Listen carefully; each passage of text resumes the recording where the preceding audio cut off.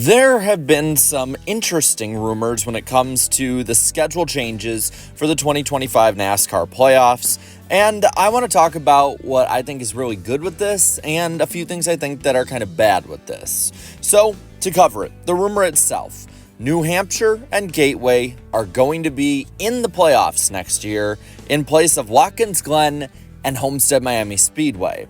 On top of the news we already knew of Atlanta moving out for Darlington in the Southern 500.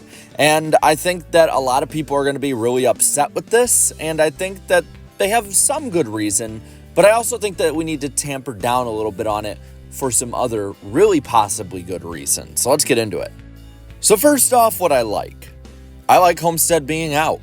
You what? All right. I know that I sound crazy saying this. I know that it, on face value, is a stupid statement to say, but I think that if the direction they're probably going in happens, that we're going to be really happy with the long-term ramifications of this. For 2025, this is a huge loss. The Homestead-Miami Speedway is one of the best in NASCAR. It very rarely puts on duds, even with the crappy 550 package, and having it in the playoffs and having the Miami market in some way in the playoffs always is a plus for NASCAR.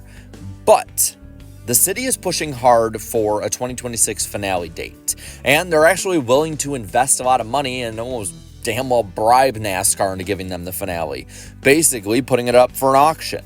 And it sounds like the date that they could be taking is in March, which if it's in late March, then you probably have around 18 months to possibly renovate this track. And if you have it in early March, right after, say, Daytona and Atlanta, well, then you're having about 19 months, or give or take a little bit more, to have renovations put onto this facility. And to say that that is a good thing is an understatement, because if you renovate this track the way that Phoenix was, the way that Daytona was, then I think you match the great on-track product. And as much as many race fans will go, who cares about the facility? I don't come to see the facility. There are a lot of newer fans that might show up that maybe need that little added push to get into NASCAR. And if you're just basically telling them to show up to a facility that hasn't been state-of-the-art since 1997, well, then you're really asking for this facility to fall off. We've seen it with the crowd, too. No one really cares about the Homestead date unless it's the finale. People don't show up for it. People don't really watch it on TV as much unless you're a diehard fan. And you just need to take this short-term loss for a long-term gain. And think of it like this, too. If you really don't care about renovations and you think that, oh, this is a stupid argument.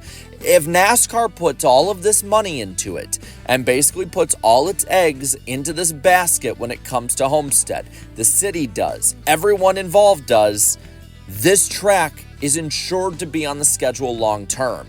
And yes, it's probably not in any real trouble at this moment, but there have been rumors in the past of this track being torn down, of it being taken off the schedule. And to have that added bit of security, a little shield around it, that is the best possible outcome.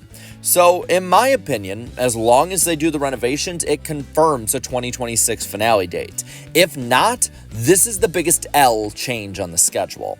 Also, another one I like is Watkins Glen being taken out.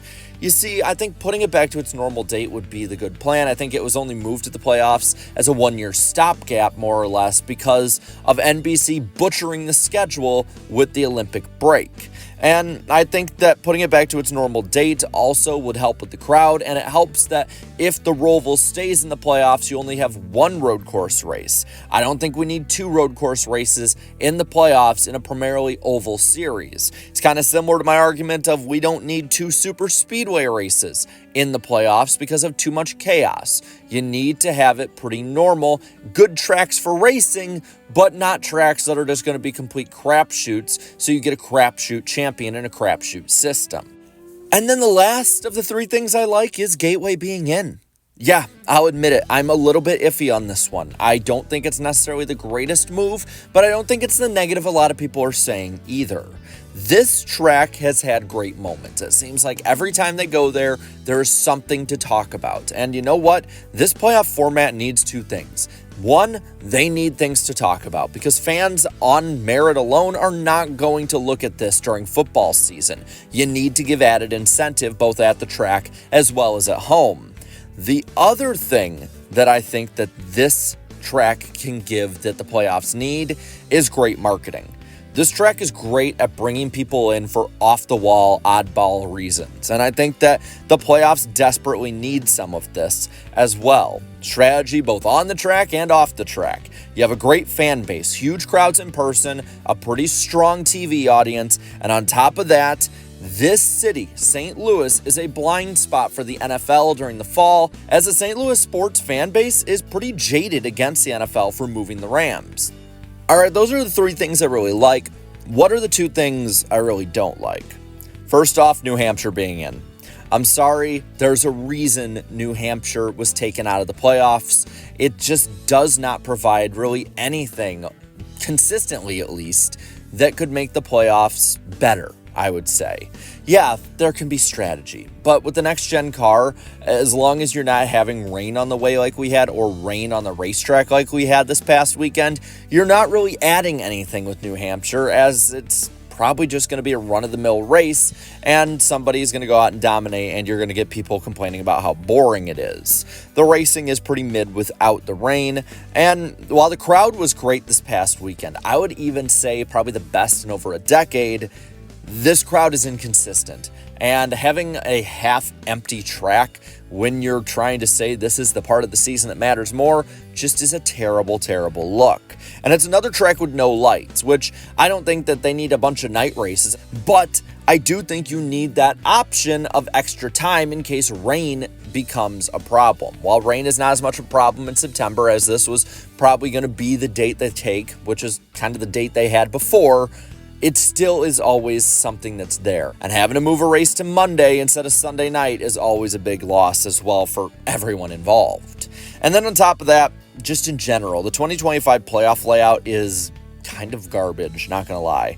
So you'll have more than likely the first round be Darlington, New Hampshire, and Bristol. I think the first and the second are good in that round. Middle one, not too good. After that, you got Gateway, Talladega, and Charlotte, either the Oval or the Roval. This round hinges on the fact of them changing to the Oval, but it seems to be more and more likely they're going to stick another year on the Roval. So you got two tracks don't really have the greatest racing, and Talladega, which in the next-gen era has been good at times, but inconsistent. Then you'll probably have Kansas, Las Vegas, and Martinsville. You probably swap the Kansas or Gateway dates depending on how they do it. Either way, this would probably be the best round, but Martinsville, not a good track with this car. And then Phoenix, of course, with the finale is really boring. You have 5 races at shorter or short flat tracks, and that's just not good for this car. And then you have Charlotte, who could be more than likely on the Roval, and road course racing just has not been good with this car either. I hope I'm proven wrong. I hope they improve it. But at the moment, with what we've seen in the database already, it's not looking like it's going to be great. So with that, I want to pass it all on to you. What do you think of the possible changes? What do you think of the schedule for the 2025 playoffs and what they could be? Do you like them? Do you dislike them? Let me know down in the comments below. Well, all right, leave a like on this video, share this video, and subscribe to this channel for more great and fun NASCAR content. Thank you so much to all my channel members for your continued support. And until next time, have a good one.